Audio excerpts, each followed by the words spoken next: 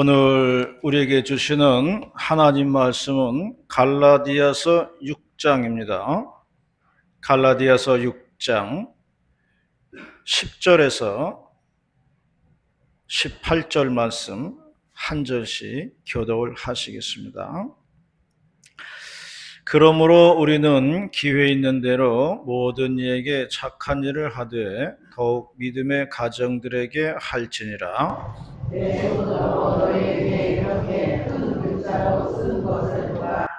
무릇 육체의 모양을 내려 하는 자들이 억지로 너희에게 할례를 받게 하면 그들이 그리스도의 십자가로 말미암아 박해를 면하려 함뿐이라. 할례를 받은 그들이라도 스스로 율법을 지키지 아니하고 너희에게 할례를 받게 하려 하는 것은 그들이 너희의 육체로 자랑하려 함이라. 그러나 내게는 우리 주 예수 그리스도의 십자가 외에 결코 자랑할 것이 없으니 그리스도로 말미암아 세상이 나를 대하여 십자가에 못 박히고 내가 또한 세상을 대하여 그러하니라. 할례나 무할례가 아무것도 아니오되 오직 새로 지으심을 받은 것만이 중요하니라. 무릇 이 규례를 행하는 자에게와 하나님의 이스라엘에게 평강과 긍휼이 있을지어다. 이후로는 누구든지 나를 기억해 하지 말라. 내가 내 몸에 예수의 흔적을 지니고 있노라. 함께 봅니다. 형제들아, 우리 주 예수 그리스도의 은혜가 너희 심령에 있을지어다. 아멘. 우리 교회가 후원하는 그 캄보디아의 유치원이 있습니다. 다윗 유치원이라고 있는데요.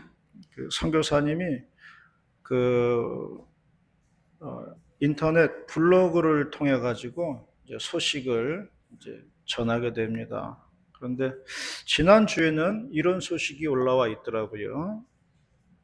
이 캄보디아는 우기철이 되면은 이제 비가 많이 내린다는 거예요. 우리나라 장마처럼 이제 비가 내리는데요.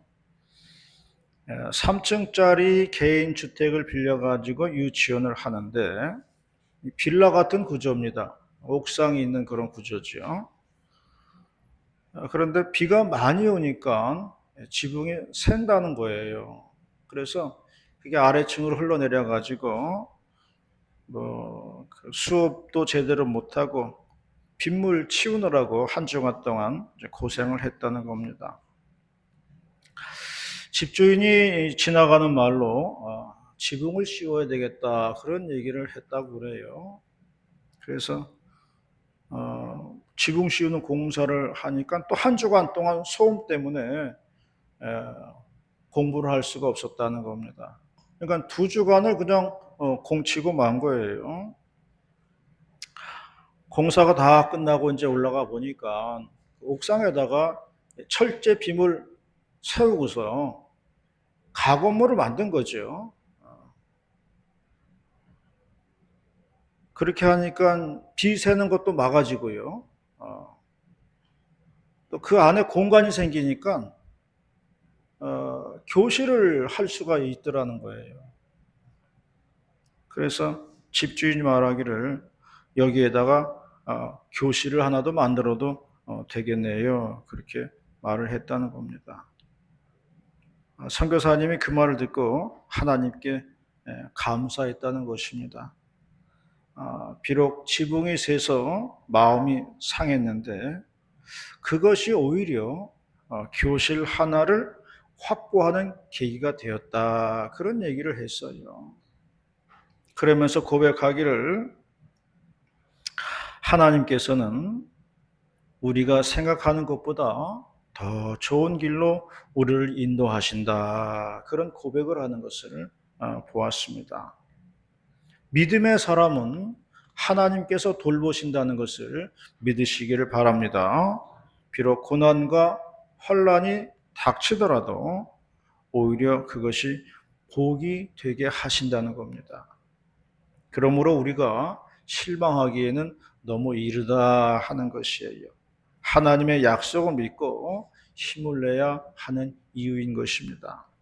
오늘 본문의 제목은 예수의 흔적입니다. 오늘 주어진 본문을 통해서 11월 달 둘째 주일에 주시는 하나님 말씀 듣도록 하겠습니다. 첫 번째로 말씀하는 것은 예수의 흔적은 십자가의 흔적이라는 것입니다. 14절입니다. 14절 말씀 시작.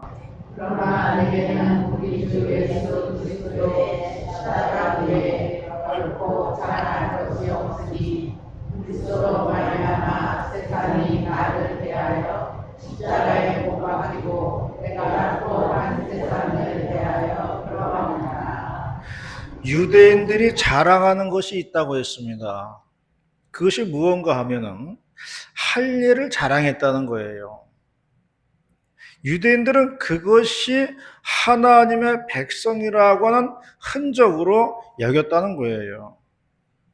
그럼 할례가 무엇인가 하면요, 우리가 이해하기 쉽게 어린 아이들이 포경 수술을 하는데 그것을 할례라고 그랬습니다. 그것을 하면 왜 하나님의 백성으로 인정을 받았는지는 알 수가 없어요. 구약에 보면은 그 구약 율법에 그런 내용이 나와요. 난 지 8일 만에 된 아이는 할례를 행하라. 구약에 나와 있긴 해요. 그렇게 해야 하나님의 백성이라고 인정을 받았다는 겁니다. 그래서 오늘날 학자들이 할례를 하는 이유에 대해서 이런저런 이론들을 많이 이야기합니다만 똑 부러지게 가슴에 와닿는 이론은 없어요. 왜 했는지, 왜 그게 하나님의 백성이라는 편지, 그걸 똑 부러지게 말할 수 있는 사람은 없어요. 그래서 그냥 우리가 그거는 유대인들의 수천 년 전의 문화였다, 그렇게 생각하는 게 가장 좋습니다. 수천 년 전 유대인들의 하나의 문화였어요. 신약으로 넘어와서도요, 유대인들은 할례를 행하였습니다. 그리고 그것을 자랑했다는 겁니다. 왜? 하나님의 백성이라고 하는 표니까 그걸 자랑했다는 거예요. 이게 바로 하나님의 백성이라는 표다. 내가 하나님의 백성이라는 표다. 이걸 자랑했는데, 그런데 그렇게 안 한 사람을 또 경시하는 그런 분위기가 있었다는 거예요. 그래서 13절에도 나오고 있습니다. 13절 말씀에 보면요, 사도 바울이 말하는 것은 너희들은 육체의 자랑만 한다는 거예요. 그걸 할례를 자랑한다는 거예요. 육체의 자랑만 하더라, 그런 이야기를 하고 있습니다. 육체의 흔적만을 가지고 자랑을 한다는 것입니다. 그러나 사도 바울은 14절에 말씀하고 있죠. 뭐라고 했냐면은 나는 육체의 흔적이 아니라 십자가만을 자랑하겠다는 겁니다. 그 말씀을 하는 거예요. 너희들은 육체의 흔적이 있지만은 나는 예수의 흔적을 가지고 있다. 이게 사도 바울의 말씀이에요. 저는 말씀을 묵상하면서요, 나는 어떤 예수님의 흔적이 있는가 하고 한번 묵상을 해보았어요. 근데 저는 예수님의 흔적은 없고 말벌에 쏘인 흔적만 있더라고요. 얼마 전에 말벌에 쏘였는데 그 흔적이 아직도 없어지지 않고 있더라고요. 쏘인 자국 없어질 줄 알았는데 안 없어지는 거예요. 그래서 말벌의 흔적이 두 방 남아 있습니다. 저는 젊은 시절에 앞길이 막막했어요. 그래도 교회가 저의 유일한 안식처였습니다. 교회 지하 예배실에서 저녁으로 조리퐁 과자 한 봉지 먹으면서 배를 채우면서 철야 기도를 했어요. 먹을 게 없으니까 그거 먹고 과자 한 봉지 먹고 한 거예요. 그리고 새벽 예배를 드리고 집으로 갔습니다. 겨울에는 또 너무 추워서 싫었어요. 그 지하 기도실에 그 연탄 난로 하나 있긴 한데 그래도 너무 추웠어요. 유일하게 따뜻한 곳이 있는데 그게 어디냐면은 화장실이었어요. 화장실에 겨울에 얼지 말라고 연탄 난로를 피워 놓았습니다. 그래서 화장실이 따뜻했어요. 그래서 화장실에 가면은 나오기가 싫더라고요. 그렇게 사찰 집사님한테 눈치를 받아가면서 그렇게 살아왔습니다. 그분들이 볼 때는 아마 그랬을 것 같아요. 야, 저거 다 큰 게 뭐 변변한 직업도 없고 매일 교회 와가지고 교회 기도한답시고 축치고 앉아 있으니 그 어른들이 볼 때는 좀 보기도 싫었을 것 같아요. 그 당시에는 내가 나를 봐도 너무 고생스럽고 좀 불쌍해 보였어요. 그런데요, 지금에 와서 가끔 그때를 생각해 봅니다. 그때 그런 시절이 있었기 때문에 오늘날 내가 있는 거구나. 그런 생각이 들어요. 그때 그런 고생의 시간이 있었기 때문에 오늘날 내가 있는 거더라고요. 그런 생각이 들더라고요. 저는 이것이 십자가의 흔적이라고 생각합니다. 이런 걸 가지고 십자가의 흔적이라고 이야기하는 거예요. 예수님 때문에 받은 고난들, 예수님 때문에 견뎌야 했던 시간들, 이런 것들이 다 십자가의 흔적들이에요. 그러므로 우리는 수많은 십자가의 흔적을 가진 사람들입니다.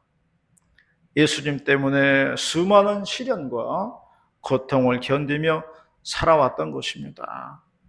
그게 다 나의 십자가의 흔적인 줄로 믿으시기를 바랍니다. 알로에라는 식물이 있어요. 예전에 왜 김정문 알로에라고 있었는데 한창 인기를 끌었는데 요즘엔 어떻게 됐는지 모르겠어요. 우리나라에서는 알로에가 화분에만 키우는 작은 식물이지만은 남아프리카 같은 열대지방에 가면은 어른 키보다도 훨씬 큰 그런 알로에들이 많이 있다고 그럽니다.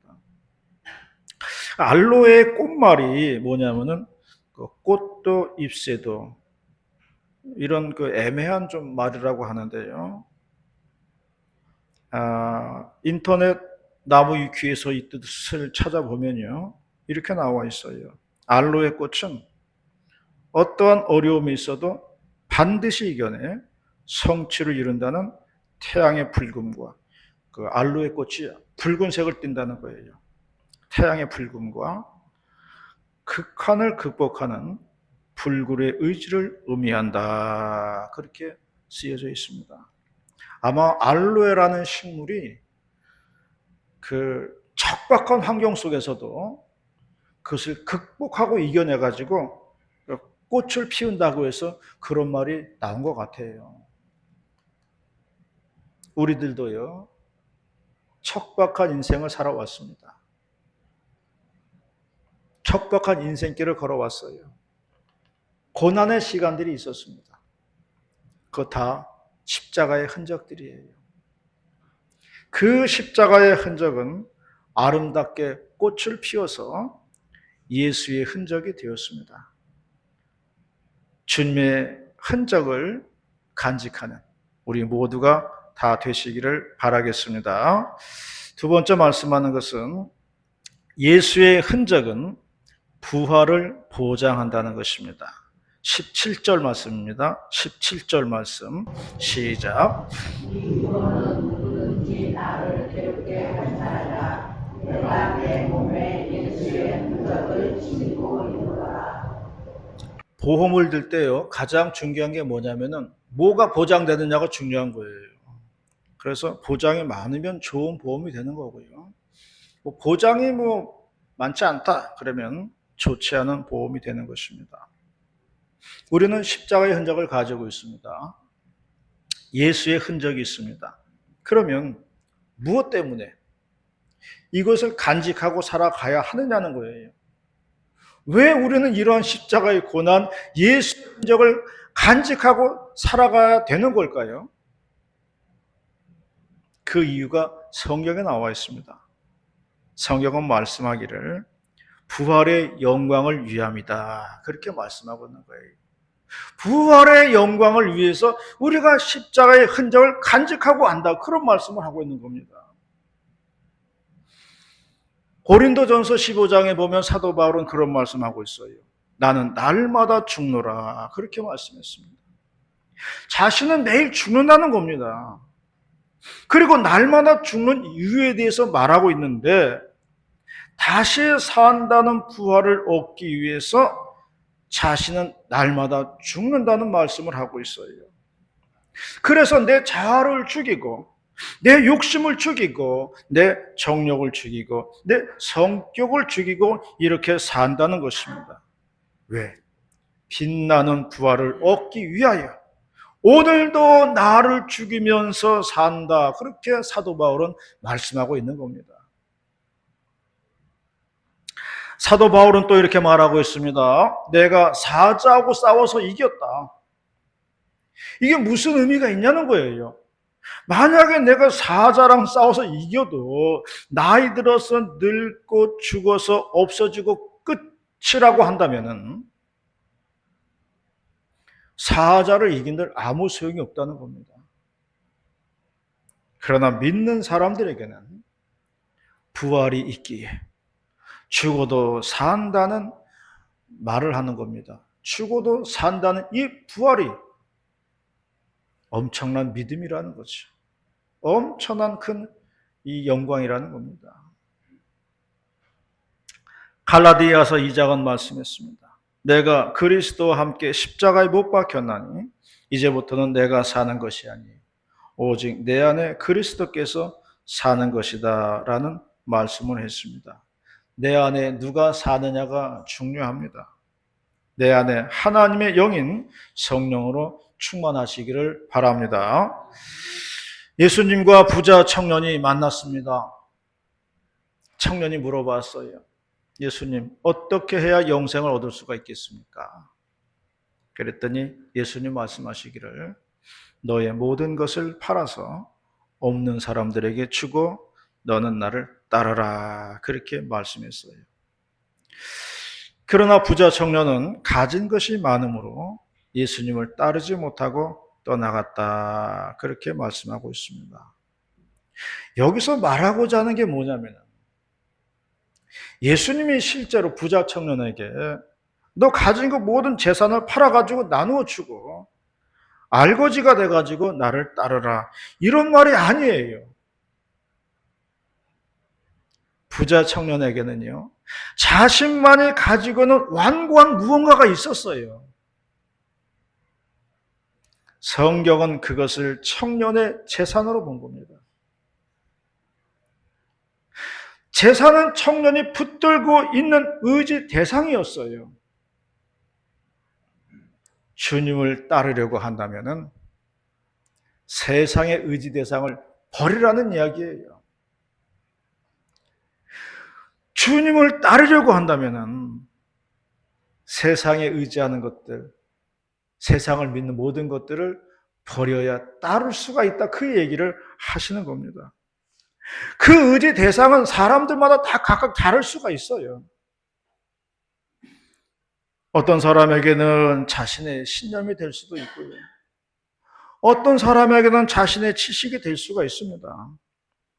어떤 사람에게는 자신의 자존심이 될 수도 있는 거예요. 그러나 부활을 얻고자 한다면 이런 것들을 다 내려놓을 수 있어야 한다는 걸 말씀하고 있는 겁니다. 부자 청년은 그걸 내려놓지 못했어요. 그래서 예수님 곁을 떠나고 말았다는 이야기입니다. 야구 이야기인데요. 여성분들에겐 죄송한 얘기지만 야구 이야기 좀 해보겠습니다. 몇 년 전에 한 10년 됐나요? 한국 시리즈를 할 때 기아하고 SK하고 둘이 경기를 했습니다. 이때 이제 서재영이가 공을 던지고 정근호가 이제 치는 거예요. 둘이 말싸움이 붙었어요. 보니까 뭐 서재영이 뭐 5년 위라고 그러더라고요. TV에 고스란히 나왔어요. 서재영이가 정근호한테 대놓고 쌍욕을 했습니다. 그 텔레비에 다 나왔어요. 자세하게. 정근호도 물러서지 않고 째려오면서 서 있었습니다. 그래서 벤치 클리어링, 선수들이 모두 나와서 싸우고 말리고 뒤엉키고 한 적이 있었습니다. 저도 그 선명하게 그것도 기억하고 있습니다. 그저께인가 유튜브를 보는데 우연히 그 정근우하고 서재영이가 만나서 그때를 가지고 얘기하는 장면이 나오더라고요. 둘이 만나가지고 그 소주 한잔 하면서 옛날 이야기를 이제 풀어가는 거예요. 아, 그때 왜 그러셨어요? 뭐 그러면서 서로 이해하고, 아유, 죄송해요. 뭐 그러면서 그때 뭐 이래서 이랬다 저래다 하면서 이제 이야기를 풀어나가는 겁니다. 한 20분 정도. 그래서 용서하고 또 이해하고 납득하고 그렇게 풀어가는 방송이더라고요. 저는 그 프로를 보면서요, 참 아름다운 방송이라고 생각을 했습니다. 10년 전쯤 된 일이고요. 지금은 다 은퇴해가지고요, 다 코치들 하고 있습니다. 내가 그것을 보고 무엇을 깨달았냐면요, 마지막에는 다 풀고 가는 거구나. 그걸 깨달았어요. 얼마나 감정이 쌓였겠어요. 근데 마지막에는요, 다 풀고 가더라고요. 이 세상 뜰 때는 다 맺힌 거 풀고 간다는 그런 이야기예요. 맺힌 게 많으면요, 갈 때 쉽게 못 간다는 말이 있어요. 고통의 시간이 길어진다는 이야기입니다. 그렇기 때문에 우리는 내려놓는 연습을 해야 하는 거예요. 내려놓고 갈 때에 부활이 기다리고 있다. 그 말씀을 하고 있는 겁니다. 사도 바울은 날마다 죽는다고 말씀했습니다. 이 말은 날마다 내려놓는다는 말이에요. 그럴 때 우리의 심령 속에 하늘나라가 다가온다는 것입니다. 오늘도 내려놓는 우리 모두가 되시기를 바라겠습니다. 마지막 세 번째로는 우리는 하나님의 은혜와 축복으로 살아간다고 말씀했습니다. 18절 말씀입니다. 18절 말씀 시작. 형제들아 우리 주 예수 그리스도의 은혜가 너희 심령에 있을지어다. 아멘. 동기 목사님 한 분이 담낭암이라는 진단을 받았어요. 큰아들은 교통사고로 먼저 하늘나라에 갔어요. 그리고 이제 서울에서 이제 목회를 접고 이제 필리핀으로 이제 떠난 지 5년 됐습니다. 사모님이 허리가 아프다고 그랬는데 코로나 때문에 올 수가 없었어요.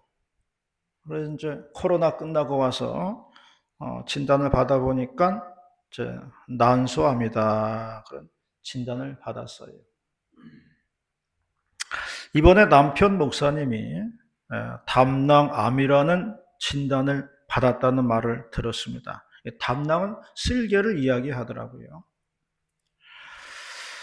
저는 많은 생각을 하게 됐습니다. 필리핀에 가서 뼈를 묻겠다고 하면서 떠났어요. 그러나 고작 5년 하고 돌아왔습니다. 다시 갈 수는 없어요. 이 상황에서. 인터넷으로 담낭암 검색을 해보니 5년 생존율이 5%입니다. 5년 안에 다 간다는 이야기예요. 이제 선교사 생활은 접어야 됩니다. 저는 수많은 생각을 해보았습니다. 여기서 깊은 이야기는 할 수 없어요. 그러나 나에게 주는 교훈은 있어요. 그게 뭐냐면은 찍소리 하지 말고 있으라는 거예요. 작은 일에 원망하고 불평하는 나에게 주는 교훈이에요. 입 다물고 찍소리 하지 말고 감사함으로 살아가야 한다는 거예요. 그걸 알려주시는 거예요.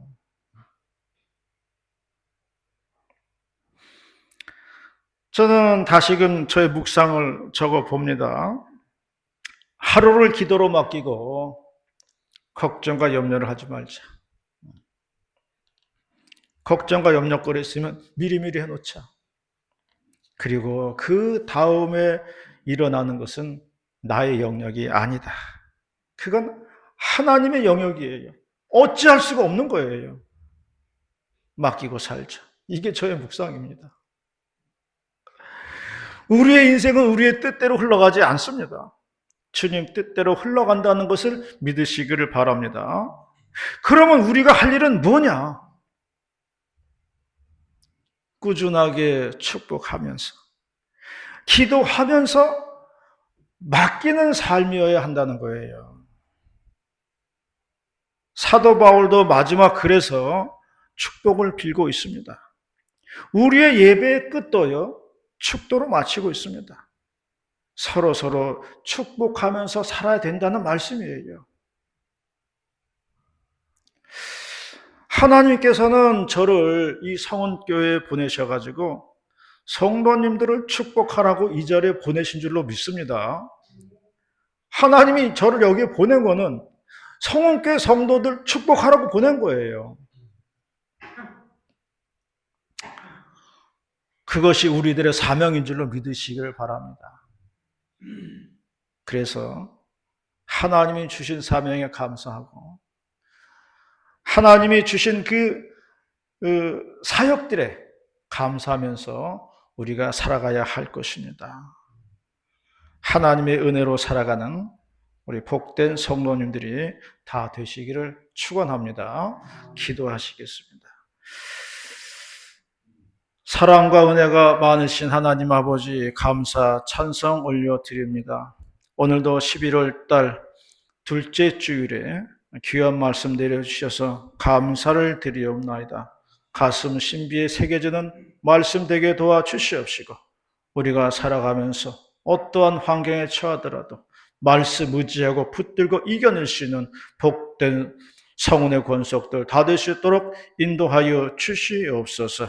감사 찬송 드릴 때에 거룩하신 예수님의 이름으로 기도 올리옵나이다. 아멘.